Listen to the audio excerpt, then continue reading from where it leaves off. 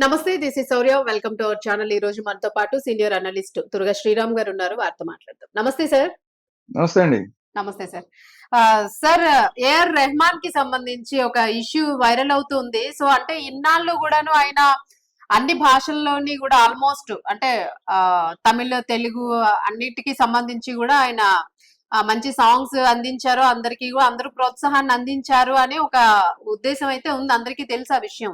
మరి ఇప్పుడు ఆయన కొత్తగా మరలా నాకు మతానికి సంబంధించి ఒకటి మాట్లాడుతూ అవకాశాలు రాలేదు, అందుకే ఇవ్వలేదు అని చెప్పేసి అన్నారు. సో దీన్ని మీరు ఎలా ప్రస్తావిస్తారు సార్? అసలు మీ అభిప్రాయం ఏంటి దీని మీద? అంటే ఈ రెహమాన్ అనే ఆయన దగ్గర ఎప్పటి నుంచో లోపల ఉన్న హిడెన్ ఎజెండా బయటకు తీసాడు అనిపిస్తుంది. ఎందుకంటే ఈ రోజు కొత్తగా ముస్లిం అవ్వలేదు ఆయన. ఒరిజినల్ గా ఆయన హిందువే. ఒరిజినల్ గా ఆయన హిందువు, దిలీప్ ఆయన పేరు.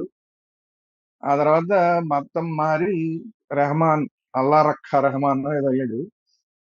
సరే, అతను ఈ రోజు కొత్తగా ఎవరో నన్ను తొక్కేస్తున్నారు మతం బట్టి అంటే అసలు ఇతను ముస్లిం, అతను మ్యూజిక్ డైరెక్టర్ అయ్యేసరికి ముస్లిం గానే ఉన్నాడు. హిందూగా అతని దిలీప్ గా మ్యూజిక్ డైరెక్టర్ దిలీప్ కాదు, అతను మ్యూజిక్ డైరెక్టర్ అయ్యేసరికి రెహమాన్.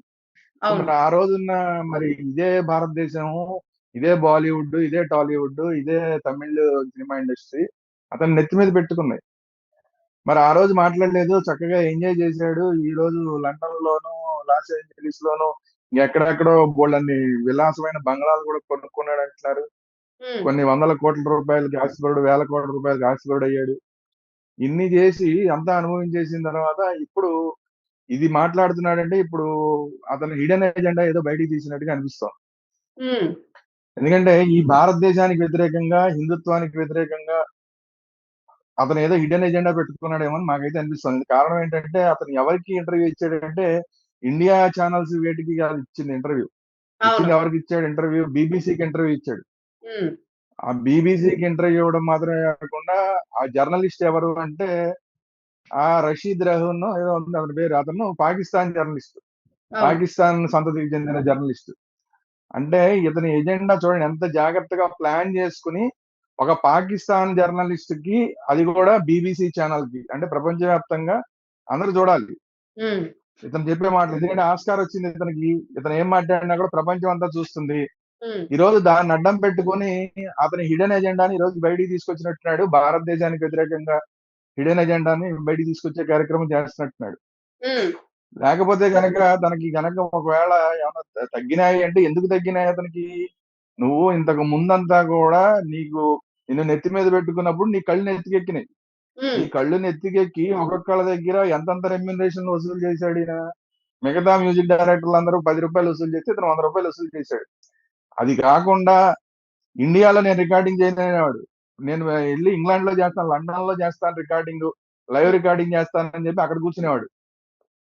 సినిమా ఓ పక్కన రెడీ అయిపోయినా ఇతను మ్యూజిక్ ఇచ్చేవాడు కాదు, ఆర్ఆర్ ఇచ్చేవాడు కాదు. ఇతని గురించి సినిమాలన్నీ లేట్ అయిపోయాయి.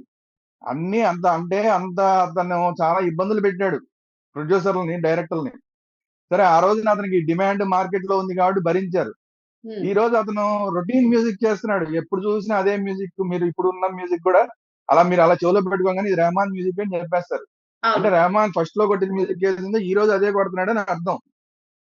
అంటే వెరైటీ లేదు, సేమ్ ట్యూన్లు సేమ్ వినపడుతున్నాయి, ఆ ఫ్లాప్ అవుతున్నాయి అవన్నీ కూడా. అలాంటప్పుడు నీకు వర్క్ రాలేదు. నువ్వు దాన్ని వర్క్ నీకు రావాలంటే నీ ట్యూన్లు మార్చుకోవాలి, నీ నాలెడ్జ్ ని మార్చుకోవాలి.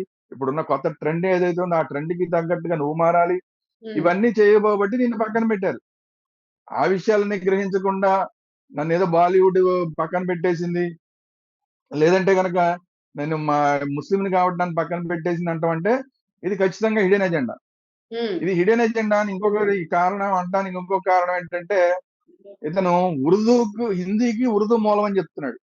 కనీస నాలెడ్జ్ ఉన్నవాడు ఎవరికైనా సరే ఉర్దూకి ఈ దేశానికి సంబంధం లేదన్న విషయం అందరికీ తెలుసు.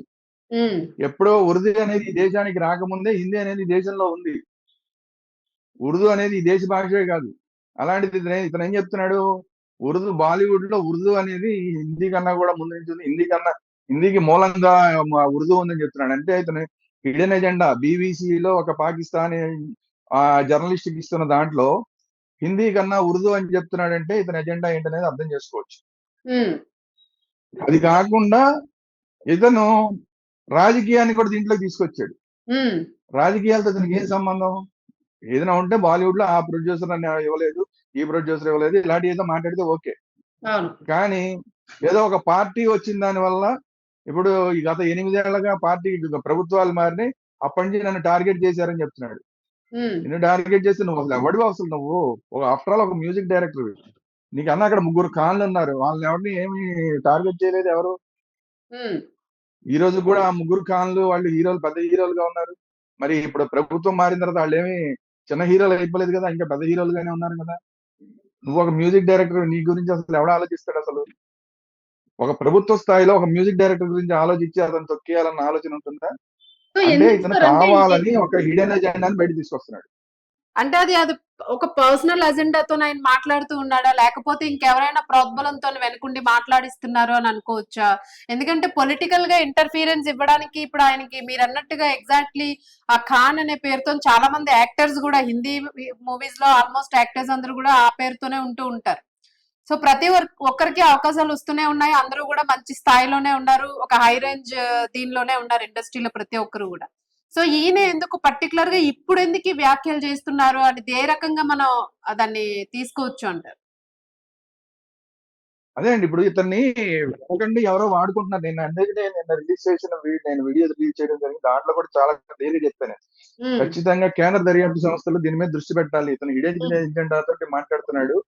ఇతని మీద కేంద్ర దర్యాప్తు సంస్థలు దృష్టి పెట్టాలి. అసలు ఇతను ఎందుకు మాట్లాడుతున్నారు, ఇతను ఎవరు, ఇతను వెనకాల ఎవరున్నారు అన్న దాని గురించి.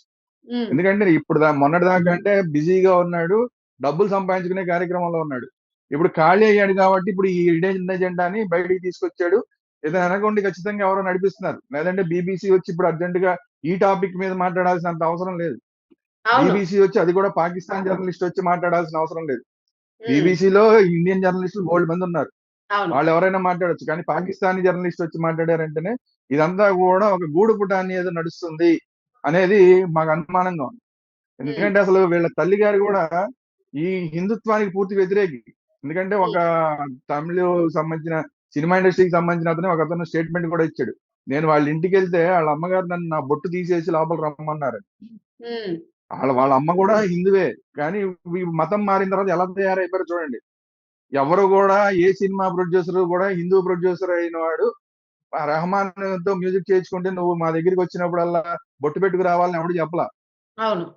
కానీ ఇతని ఇంటికి ఇంకో మ్యూజిక్ డైరెక్షన్ కోసం వర్క్ పని మీద వెళ్తే నువ్వు మొహానికి బొట్టు తీసిరా అని మాట్లాడారంటే వీళ్ళు ఏ స్థాయిలో ఉన్నారు, ఏ స్థాయిలో మతతత్వ ఎజెండాతో ఉన్నారు, తల్లి గాని కొడుకు గాని అనేది మనకు అర్థం అవుతుంది. సో ఆ ఉమ్, ఎజెండాని ఇప్పుడు ముందుకు తీసుకొచ్చినట్టు కనబడుతోంది.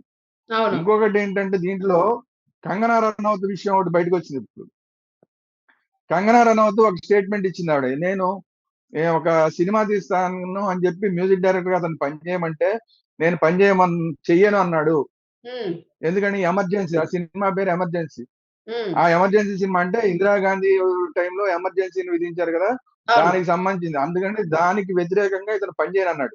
ఉమ్, అంటే ఇతని ఎజెండా ఏంటి? ఆ మొత్తం అందరినీ అప్పుడు అందరూ జైల్లో పెట్టారు. దేశవ్యాప్తంగా ఉన్న అందరినీ కూడా జైళ్ళలో పెట్టారు. అవును. దాన్ని కరెక్ట్ అని ఇతను చెప్తున్నాడా? ఉమ్, ఇతని ఎజెండా అదా? లేదా ఈ అమ్మాయి కంగనా రనౌత్ భారతీయ జనతా పార్టీకి అనుకూలంగా ఉంటుంది, హిందుత్వం గురించి మాట్లాడుతూ ఉంటుంది. సో ఉమ్, అలాంటి అమ్మాయి తీస్తున్న సినిమా చేయను అని చెప్పాడంటే హిందూ వ్యతిరేకి ఎవరు?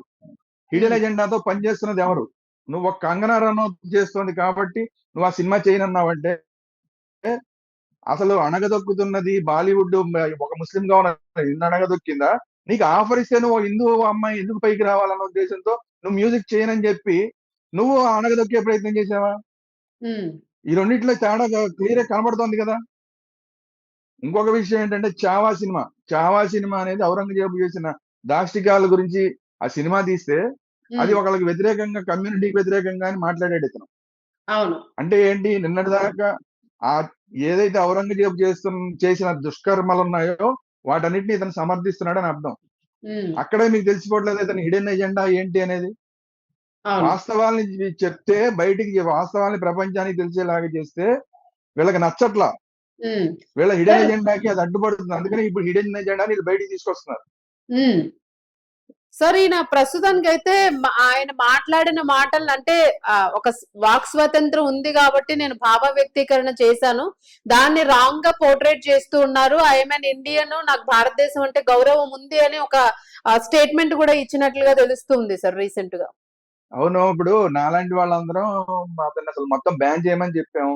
నిజంగా అతన్ని తమిళ ఇండస్ట్రీ, బాలీవుడ్, ఇప్పుడు టాలీవుడ్ లో ప్రతి సినిమా నుంచి అతను తీసేస్తే అతని పరిస్థితి ఏంటి?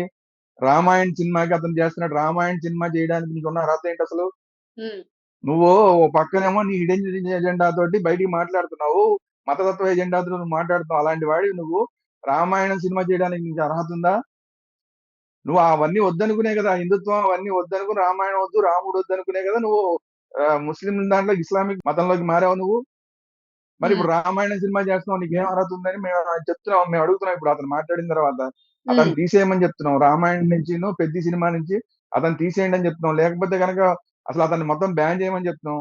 అతను ఇప్పుడు భయపడ్డాడు, ఎందుకంటే ఇదంతా మొదటికే మోసం వచ్చేలాగా ఉంది, ఇప్పుడు వచ్చే 1-2 సినిమాలు కూడా రాకుండా పోతాయి అన్న భయంతో ఈ రోజు మళ్ళీ సర్దుకున్నాడు.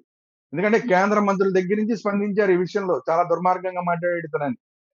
ఈవెన్ ముస్లింలుగా ఉన్న వాళ్ళు, బాలీవుడ్ లో ముస్లింలుగా ఉన్న వాళ్ళు కూడా, మాకేం అలా అనిపించలేదు, మాకేం ఆ వివక్ష ఏం లేదు అని చెప్పి ఈ రోజు అతనికి ఎగనెస్ట్ గా మాట్లాడుతున్నారు. ఎందుకంటే వాళ్ళకి కూడా ఇప్పుడు మాట్లాడితే కనుక, ఇతనికి సపోర్ట్ గా మాట్లాడితే కనుక వాళ్ళకి కూడా నౌకలు చెల్లిపోతాయి బాలీవుడ్ లో. అందుకని చెప్పి వాళ్ళు కూడా ఇతన్ని కాదు, కరెక్ట్ గానే ఉంది, అంతా బానే ఉందని చెప్పి వాళ్ళు కూడా చెప్తున్నారు. అంటే ఇతను హిడెన్ ఎజెండా అని వాళ్ళు ఒప్పుకోవట్లేదు. సో అంటే ఎందుకంటే ఇంతకు ముందు ఈ మాట ఇతన్ని అంటే ఇతన్ని ఈ రోజు సపోర్ట్ చేస్తున్న వాళ్ళు ఎవరైతే ఉన్నారో, బాలీవుడ్ లో ఇతన్ని వ్యతిరేకిస్తున్న వాళ్ళు ఎవరైతే ఉన్నారో, వీళ్ళు ఒకప్పుడు హిందూ వ్యతిరేక ఎజెండాతో మాట్లాడిన వాళ్ళు, వాళ్ళందరూ కూడా ఈ రోజు ఇతన్ని వ్యతిరేకిస్తూ మాట్లాడుతున్నారు. కానీ వాళ్ళు కూడా ఒక టైంలో హిందుత్వానికి వ్యతిరేకంగా ఎజెండా పెట్టుకుని ఇస్లామిక్ ఎజెండాని ముందుకు తీసుకొచ్చే ప్రయత్నం చేసిన వాళ్ళు, వాళ్ళందరూ కూడా వాళ్ళకి గుణపాఠం వచ్చింది, గుణపాఠం వచ్చి బుద్ధి వచ్చింది. ఇప్పుడు ఇతను మాట్లాడుతుంటే ఇతనికి కాదు బాగానే ఉంది ఇక్కడ అంతా అని చెప్తున్నారు. అంటే ఆ రోజు తప్పు తెలుసుకున్నారు, కొంతవరకు తప్పు తెలుసుకున్నారు. అందువల్ల ఇతనికి ఏమాత్రం సపోర్ట్ రావట్లా. బాలీవుడ్ లోనే ముస్లింలు, అక్కడ ఉన్న ముస్లింల నుంచి ఇతనికి సపోర్ట్ రావట్లా. అంటే ఇతను ఒక ప్రత్యేక ఎజెండా తోటి ఇతను వెళ్తున్నాడు అనేది మనకి స్పష్టంగా అర్థం అవట్లేదా దీన్ని బట్టి? సో అందువల్ల దీని మీద ఖచ్చితంగా దృష్టి సారించాలి. కేంద్ర నిఘా సంస్థలు కూడా ఇతని మీద దృష్టి సారించాల్సిన అవసరం ఉంది. ఇతన్ని ఖచ్చితంగా మొత్తం తెలుగు సినిమా ఇండస్ట్రీ, అలాగే తమిళ ఇండస్ట్రీ, బాలీవుడ్ మొత్తం కూడా ఇతన్ని బ్యాన్ చేయాల్సిన అవసరం ఉంది ఇంకొకసారి కనుక ఇలా మాట్లాడితే. ఎందుకంటే ఇప్పుడు సరే ఆల్మోస్ట్ క్షమాపణ చెప్పాడు అనుకోండి, చెప్పాడు కాబట్టి ఓకే. కానీ మళ్ళీ ఇంకొకసారి ఇలాంటి ఎజెండా కనుక ఇతను తీసుకుంటే మాత్రం ఇతను పూర్తి స్థాయిలో బ్యాన్ చేయాల్సిన అవసరం అయితే ఖచ్చితంగా ఉంది. Right sir. అంటే ఆయనకు కూడా ఒక అవగాహన ఉండాలి. ఎందుకంటే ప్రస్తుతము మన ఇండియాలోని చొరబాటుదారులు ఎక్కువగా ఉన్నారు. అలాగే ఉగ్రవాదులు, తీవ్రవాదులు అనే చర్యలు, మత కల్లోలాలు ఇవన్నీ కూడా కంటిన్యూస్ గా పెరుగుతూ ఉన్నాయి అనేది కూడా భారీ ఎత్తున డిస్కషన్స్ జరుగుతూ ఉన్నాయి. అట్ ద సేమ్ టైం ఇలాంటి టైంలో ఆయన ఇలాంటి వ్యాఖ్యలు చేస్తే కాంట్రవర్సీ అవుతుంది ఖచ్చితంగా అనే ఐడియా ఆయనకు ఉండాలి. మరి ఉండి చేశారా, లేకుండా చేశారా, మీరు అన్నట్టుగా పర్సనల్ ఎజెండా ఉంటే ఇది ఖచ్చితంగా ఇంతటితో ఆగే అవకాశం అయితే ఉండదు. ఎందుకంటే ఇంటెన్షన్ ఉంది అని అంటే అది ఎప్పటికైనా సరే మళ్ళీ ఇంకొక రూపంలో బయటకు వస్తుంది. సో ఖచ్చితంగా అండి, వీళ్ళందరూ కూడా ఇదంతా కూడా విష సర్కిల్ ఒక భాగం. అందులో ఒక్కొక్క సందర్భంలో ఒక్కొక్కళ్ళు మాట్లాడుతున్నారు, ఒక్కొక్కళ్ళు సైలెంట్ అవుతున్నారు. ఇదంతా ఒక విష సర్కిల్. ముందు ఎవడో ఒకడు మాట్లాడతాడు, ఆ తర్వాత సైలెంట్ అవుతాడు, కొన్నాళ్ళు పోయిన తర్వాత ఇంకోటి మాట్లాడతాడు. ఇదంతా ఒక విష సర్కిల్. అందులో ఈ రోజు ఇతని పార్ట్ వచ్చింది, ఇతన్ని వాడుకుంటున్నారు. ఇంటర్నేషనల్ ఇస్లామీకరణలో భాగంగా ఇది జరుగుతోందన్న అనుమానాలు మాకు క్లియర్ గా ఉన్నాయి. అందువల్లనే నేను చెప్పేది ఏంటంటే ఇతని మీద ఖచ్చితంగా ఈ నిఘా సంస్థలు దృష్టి పెట్టాల్సిన అవసరం ఉన్నది. ఎందుకంటే గతంలో మనం చూసాం, అజారుద్దీన్ కూడా ఎలా చేశాడో మనం చూసాం. ఈ దేశం వీళ్ళని అందరినీ నెత్తి మీద పెట్టుకుంటే చివరికి అజారుద్దీన్ అతను తప్పు చేసి అతన్ని ఈ దేశానికి కెప్టెన్ గా చేసాం మనం, అతను నెత్తి మీద పెట్టుకున్నాం. అయినా సరే అతను తప్పు చేసి అతను మ్యాచ్ ఫిక్సింగ్ కి పాల్పడి చివరికి నేను ముస్లిం కాబట్టి అంటున్నారని చెప్పి ఆ రోజు ముస్లిం కార్డుని బయటికి తీసుకొచ్చాడు. అందరూ చీకొట్టిన తర్వాత అతను కూడా తప్పు తెలుసుకున్నాడు. ఈ రోజు మళ్ళీ ఇతను ఇదే పరిస్థితికి వచ్చాడు. ఇలా వీళ్ళందరూ కూడా అంతా బాగున్నంత సేపు వీళ్ళకి అంతా బాగుంది బాగుంటారు. వీళ్ళకి ఏదైనా చిన్న తేడా వస్తే మాత్రం ఈ విక్టిమ్ కార్డుని బయటికి తీసుకొచ్చే కార్యక్రమం చేస్తున్నారు. ఇది ఒక హిడెన్ ఎజెండాతో చేస్తున్నారు. దీన్ని ఖచ్చితంగా మనందరం దృష్టిలో పెట్టుకొని వీళ్ళతో ఉమ్, ఎలా వ్యవహరించాలనేది మనందరం కూడా ఒక కన్నేసి ఉంచాలి వీళ్ళందరి మీద.